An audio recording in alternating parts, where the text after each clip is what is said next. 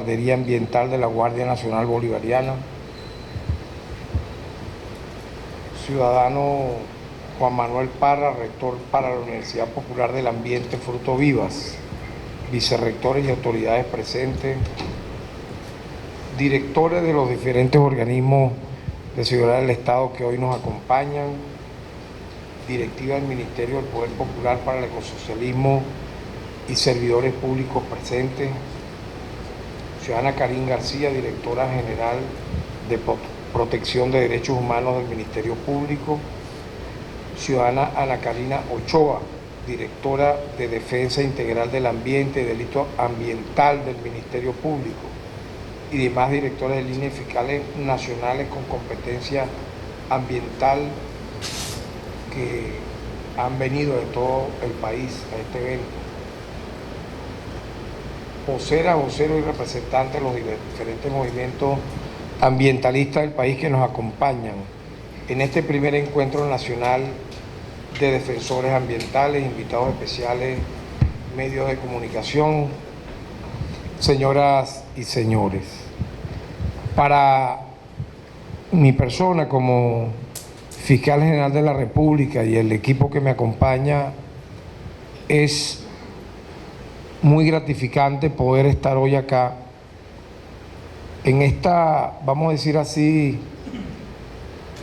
yo no lo llamaría un cierre, yo lo llamaría una jornada, siendo ya de carácter nacional, que pudiera darle culminación a una primera fase de un plan nacional que no va a terminar. No podemos decir que con este encuentro lo que nos hemos trazado ya terminó. Yo diría que estamos culminando una primera fase de un plan que el ministro Lorca y mi persona, incluso posteriormente con el ministro Loyo, que tiene mucho que ver con este tema, y próximamente lo haremos con Marcos Torres, ministro de Agua, estamos todos vinculados a la defensa del medio ambiente. De aquel primer encuentro se generó previo y posteriormente varias mesas técnicas que han, vamos a decirlo así, visibilizado hoy esta actividad con el nombre de Primer Encuentro Nacional de Defensores Ambientales.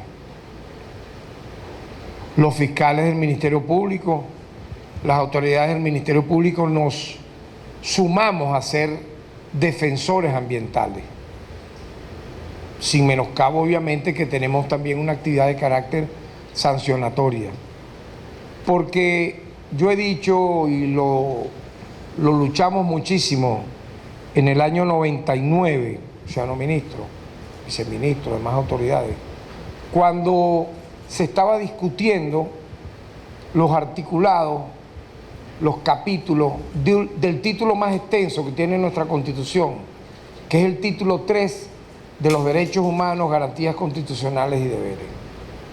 Allí nosotros decíamos que para dejar muy lejos y obviamente cerrado totalmente lo que significó la era nefasta de la Constitución del 61, que nació totalmente muerta porque apenas fue firmada, el propio presidente de la época, Rómulo Betancourt, suspendió sus garantías el mismo día.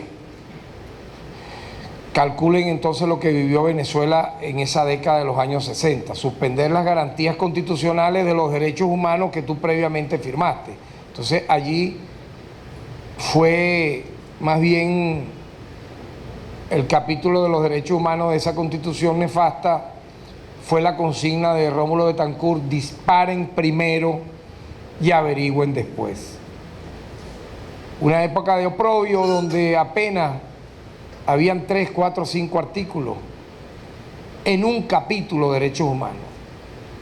Algunos que hablaban del derecho a la vida, cosa que suspendieron inmediatamente, otros que hablaban de creo que la integridad física, hasta ahí pues.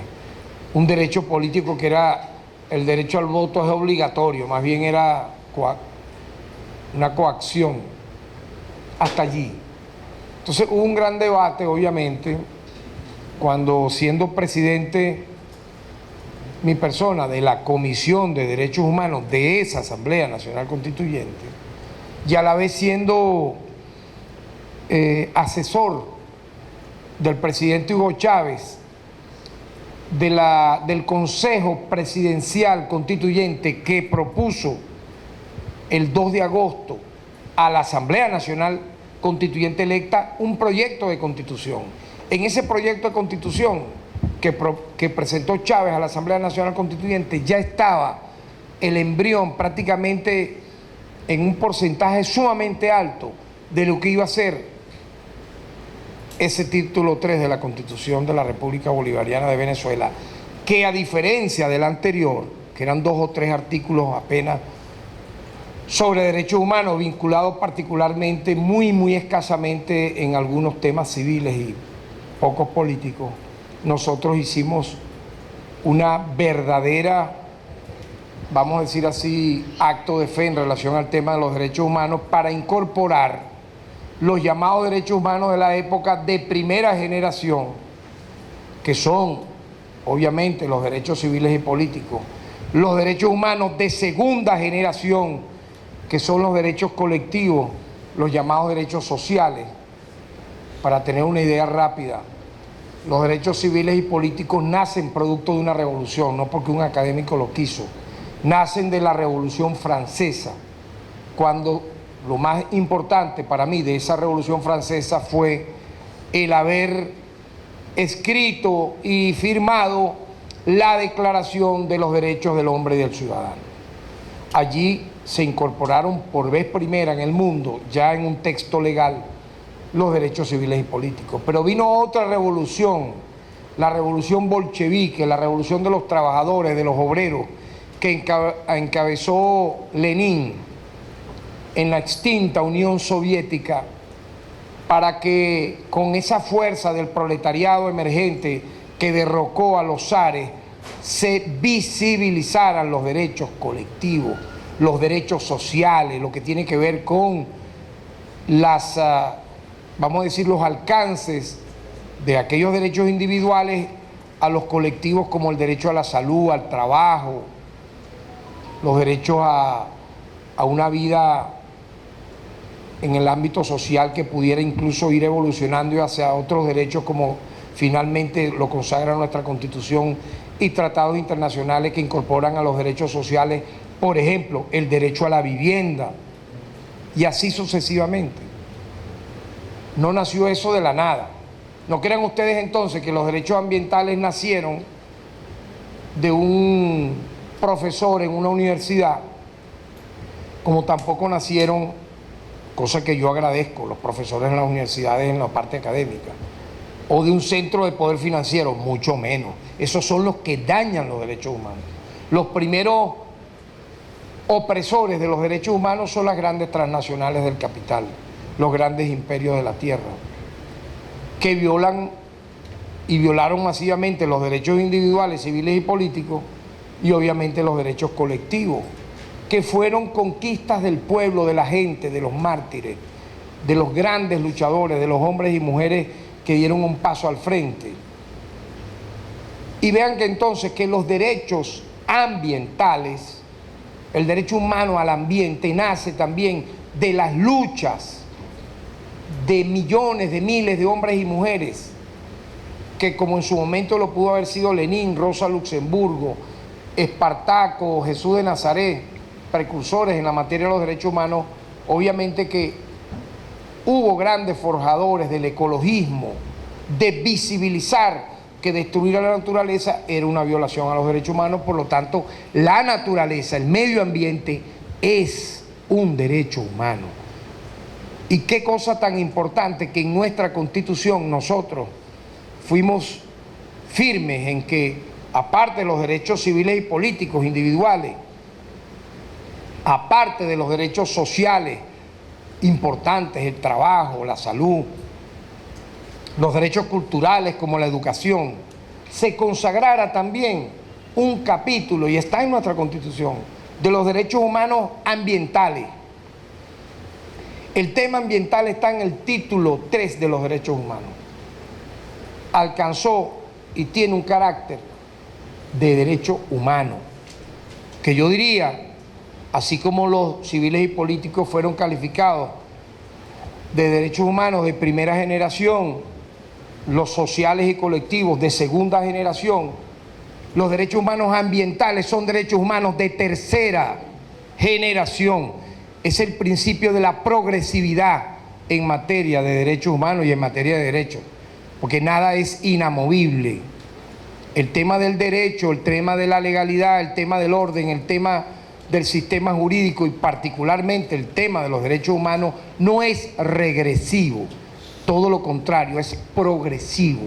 Y está un principio universal que es el principio, repito, de la progresividad en materia de derechos humanos. Es decir, a más nuevas luchas que surjan, a más nuevos artículos, a más nuevos capítulos, a más nuevos títulos, que las constituciones, las legislaciones y obviamente los tratados internacionales deben incorporar. Y ustedes tienen que tener claro, si son ambientalistas y defensores ambientales, son defensores. Todos aquí los que estamos somos defensores de los derechos humanos. ¿Por qué? Bueno, porque somos defensores del ambiente, que forma parte de nuestra Constitución como capítulo de los derechos humanos ambientales en el título que lo consagra, el título 3, pero que también está en el pacto, están los pactos internacionales, están los tratados internacionales. Si hay un tema que ha conmovido, que conmueve a la humanidad, es el tema de la defensa del ambiente. No podemos nosotros, siendo un Estado diferente, con una Constitución de la magnitud de la Constitución del año 99, a permitir violaciones a derecho al ambiente. Eso de que te incendien vamos a decir, un cerro, una montaña, lo que fuese, que previamente da aire, ¿verdad? Es un pulmón vegetal. Eso es un crimen que merece ser sancionado. Ahora, si ocurrió accidentalmente, bueno, la investigación lo determinará, pero cuando son cosas premeditadas hay que ver por qué, quién está detrás de eso, igual con las talas indiscriminadas de árboles. Nosotros tenemos que generar precedentes y lo estamos haciendo. El Ministerio Público sanciona este tipo de acciones totalmente al margen de la ley. Recientemente yo publiqué en mi cuenta Twitter y en la cuenta de Instagram del Ministerio Público, yo invito a los que están acá que la sigan, un caso que está ocurriendo en el estado de Anzoátegui. Aquí hay fiscales de Anzoátegui. Usted, del Tigre, casualmente. Muy bien.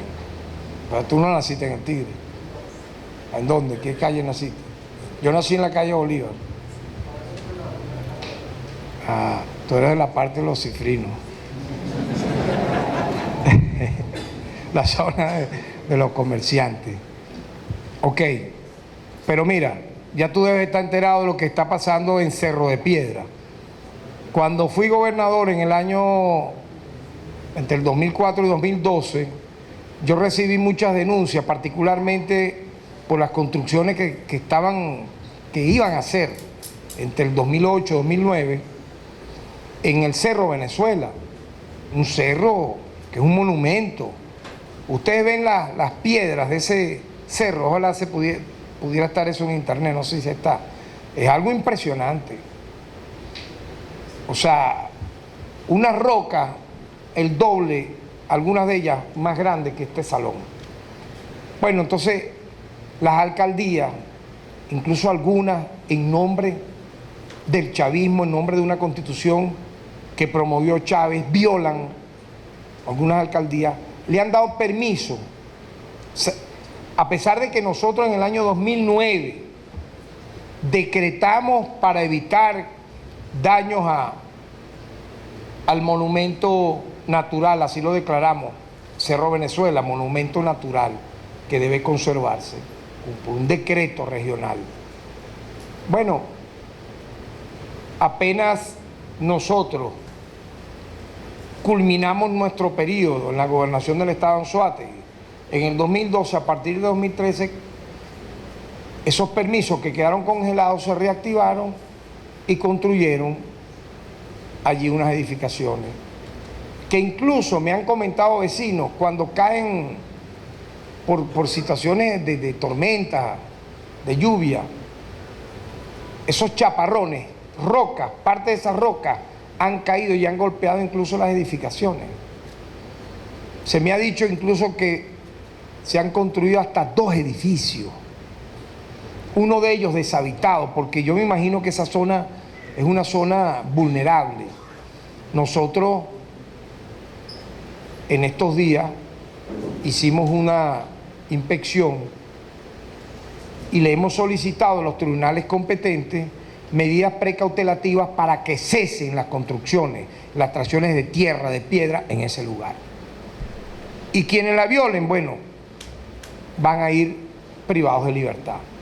Y si está vinculado a eso el tema, algún funcionario de la alcaldía o de la gobernación, lamentablemente van a tener que ser sancionados porque están violando la propia Constitución que el pueblo firmó en esa materia. Entonces, ese es un ejemplo de lo que tenemos que hacer. No es solamente la tala de un árbol, la contaminación de un río o lo más visible, el incendio de un ecosistema. Casos como estos, incluso que la violación es doble, porque si hay un decreto que se fue publicado, que está en Gaceta, que le da a ese sitio, a ese cerro, la declaratoria de monumento natural, oye, no, pero es para enriquecer a los contratistas, no hay, o sea, a los constructores, Dios mío, pero hay terrenos para eso. Vas a venir a destruir, o sea, las fotos son totalmente infames, ¿no? De cómo esa maquinaria ha roto esas grandes rocas, ha extraído piedra, tierra, para luego construir un edificio, unos edificios que uno de ellos está deshabitado.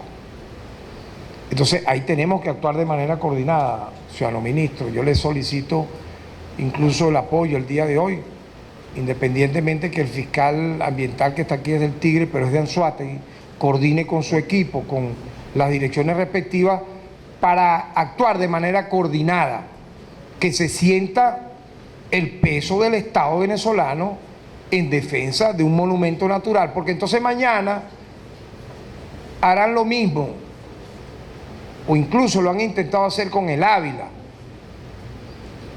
Dígame usted lo que pasó en el Pico del Águila. Eso no es un juego, mano. ¿Tú sabes cuánto dura, me corregirán aquí, para que crezca un frailejón anualmente? Me dice que crece 1 centímetro, me corrigen si es así. Bueno, estoy diciendo anualmente. Anualmente es un año. O sea, para que crezca anualmente es 1 centímetro. No, entonces estos hijos de papá y mamá llegaron con unos rústicos y dañaron todos los frailejones que allí estaban, porque ellos son así, porque cayó una nevada y entonces, no vale, mira, de verdad a mí me cayó muy mal que luego que nosotros los solicitamos la privativa de 12 delincuentes, porque eso es lo que son, delincuentes, instituciones externas al Ministerio Público. Imagínense, se sumaron a la defensa privada de estos hijos de papá y mamá para pedirle la libertad. Entonces, díganme, no podemos nosotros caer en chantaje, no, porque yo llamé al gobernador y me dice, no, porque creo que, no sé si, o sea, fue un poco ambiguo en la respuesta, algo así como que llamaron unos campesinos. Yo le digo, mira, tú viste los yices que habían ahí. Los campesinos labran la tierra, andan en bicicleta, a veces en bestias de carga. No andan en unos rústicos montándose en el Pico del Águila a destruir el ecosistema. Entonces, como que es una costumbre que anualmente, supuestamente, cuando caen unas nevadas de esta magnitud, estos hijos de papi y mami, estos delincuentes, que en su vida habrán sembrado un árbol, ¿verdad? Una flor, van a rustiquear, como dicen, en el pico del águila y a grabarse entre ellos borrachos y drogados. Entonces no podemos, yo quiero de verdad hacer un llamado de atención, nosotros no podemos caer en presiones de nadie. Si estamos defendiendo los derechos humanos, la defensa del ambiente, bueno, mira, ¿cómo hacemos entonces? Porque el ministro decía, lo que cuesta sembrar una zona montañosa, una cima, una sabana, etcétera, para que tenga sus frutos, sus árboles, y viene alguien y los incendia y después nadie va preso. Calculen ustedes entonces la rabia que da que hagan algo igualito, es igualito. Eso es como prenderle fuego a los frailejones en una cima nevada. Y que el Ministerio Público detenga a los delincuentes, entonces vengan instituciones regionales y locales a presionar al TCJ, porque yo me enteré ya de todo, para que soltaran a estos tipos. No, pana, de verdad es infame eso y tiene que ser un llamado de alerta, porque entonces el ministro, cuando mañana quemen el Ávila completo, entonces no, va a venir también no sé quién y va a decir, oye, no, es que eran unos campesinos que les gusta ver incendiado el Ávila, pobrecitos, son unos... No, mano, es igual. Entonces no van presos. Al menos estos estaban privados de libertad. Por eso yo digo, si vamos a hacer las cosas, vamos a hacerlas sin temores. Pues yo estoy seguro que el presidente de la República, de primerito, y el alto mando político-militar de este país, no aceptan este tipo de arbitrariedades, de sujetos al margen de la ley, porque un campesino siembra la tierra, no la destruye, un campesino siembra una flor, no destruye unos frailejones. Igualmente, si hay un monumento declarado como tal, porque es un monumento natural, entonces usted va a destruir todo ese monumento. Mire, ya créanme que es doloroso el avance que hicieron en estos años, del 2013 ahora. Va a llegar un momento que ya no va a quedar ahí nada. Incluso yo estoy seguro que esos Calpás lo están haciendo en otros lugares. Entonces yo creo que este encuentro, ciudadano ministro, viceministro, autoridades, de defensores ambientales también nos tiene que colocar en sintonía, porque queda un poco más de un trimestre de este año, luego viene el 2023, un año decisivo. Nosotros lo que hemos aprendido en estas articulaciones, que ha sido bien importante, yo felicito esa voluntad que ha tenido el ministro Lorca de acercarse al Ministerio Público para avanzar, igualmente el ministro Loyo, próximamente el ministro Marcos Torres, para hablar solamente de casos que vinculan este tema. Obviamente hemos hecho mesas técnicas con casi todos los ministros en temas que van desde salud, mujer, educación, etcétera,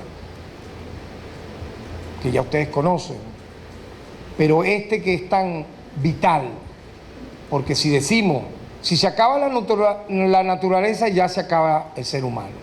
No hace falta lanzar bombas atómicas, porque acabar con la naturaleza, vean el daño que ha hecho al mundo la capa de ozono, los llamados cambios climáticos. Eso es algo que es impresionante lo que está pasando con ese tema.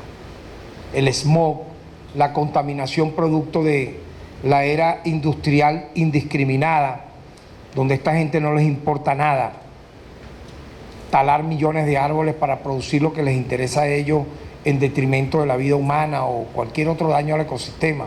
Ríos, mares, las cacerías indiscriminadas para que grandes mafias, por ejemplo en el Asia, comercialicen las aletas de tiburón. Nosotros hicimos un precedente importante el año pasado, si no me equivoco, apresando y desmantelando una mafia. Y lo trabajamos con el ministro del Ambiente. ¿Cómo es posible eso? Ah, no, porque es que los chinos, los asiáticos les gusta la sopa de la aleta de tiburón. porque es mejor que una Viagra, dijeron. ¿Qué es eso, mano? 800 kilos, ¿y cuántos tiburones mataron? Ajá. No, eso fue algo increíble, la matanza que hicieron. Entonces una sopa de esa, la venden en un lugar de esos comercios, me dicen a mí, a más de $100. No, ¿a costa de qué? ¿De que desaparezca esa especie? Imposible. Igualmente la muerte reciente, hace poco, nosotros también ahí producimos unos detenidos del tiburón ballena. El tiburón ballena no es comestible. ¿Ustedes sabían eso? Entonces, ¿para qué lo mata? Por placer. Porque no es comestible, su carne no es comestible. Entonces, por las ganas de matar. Hay que generar conciencia, mis queridos amigos. Yo creo que eventos como este nos fortalecen, nos vinculan más. Esta jornada va a durar 2 días, me dice usted, ministro, hasta el día de mañana, ¿verdad? Y yo siento que el avance de esta tarea va a significar para nosotros un compromiso, ya significa un compromiso, porque es qué nos quedaría por el resto de año hacer de manera conjunta todos los que estamos acá. Y lo que podemos y vamos a hacer, seguir haciendo en el próximo año. Yo siento que ya hemos hecho un sendero abierto, un camino abierto, tenemos que continuarlo. Y saludo y doy las gracias pues a que este encuentro se esté dando en estos términos, producto de esa mesa de trabajo que se hizo, de ese encuentro bilateral que se hizo, porque estoy seguro que vamos a tener mejores éxitos. Se incorpora el comisario general Jean Luis Rodríguez, está acá en representación del director del 6CPC, bien importante siempre el apoyo de los órganos auxiliares de justicia en temas como estos que trascienden y dan ejemplo. Venezuela, cuando se vaya a hablar, cuando usted vaya a una conferencia internacional que los inviten a foros internacionales de este tipo, se tiene que dejar sentado el trabajo de cooperación, el trabajo mancomunado de todo el Estado venezolano a nivel de prevención, a nivel de sanción, a nivel de justicia, para la defensa del derecho humano al ambiente, para la defensa de la vida, para la defensa a vivir en un ambiente sano. Muchas gracias.